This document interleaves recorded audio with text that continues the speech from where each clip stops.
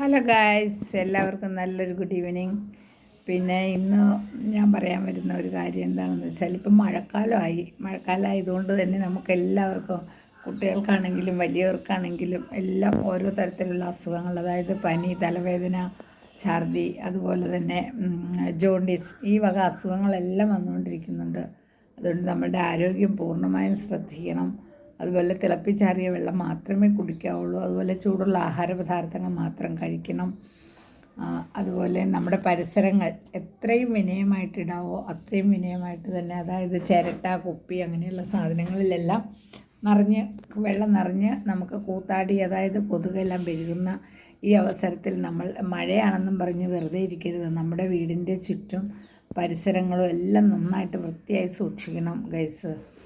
അതുപോലെ പറ്റുമെങ്കിൽ നമ്മൾ ഫ്രിഡ്ജിൽ വച്ചിരിക്കുന്ന തണുത്ത ആഹാരങ്ങൾ ഒഴിവാക്കണം എന്നാണ് പറയാനുള്ളത്. പണ്ടുള്ള ആളുകൾ 10ഉം 75ഉം വയസ്സ് വരെയൊക്കെ ജീവിച്ചു.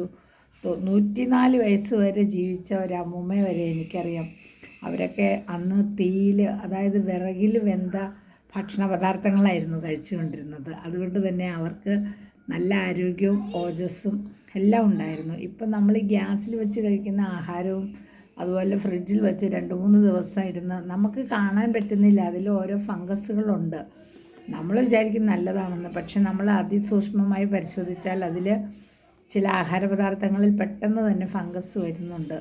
നമ്മളതെല്ലാം ശ്രദ്ധിക്കണം ഗായ്സ്. വേറെ എനിക്ക് പ്രത്യേകിച്ചൊന്നും പറയാനില്ല. ഓക്കെ ഗായ്സ്, എല്ലാവരും എൻ്റെ ചാനൽ കാണണം, ലൈക്ക് ചെയ്യണം, കമൻറ്റ് ചെയ്യണം, സബ്സ്ക്രൈബ് ചെയ്യണം. Okay, bye bye.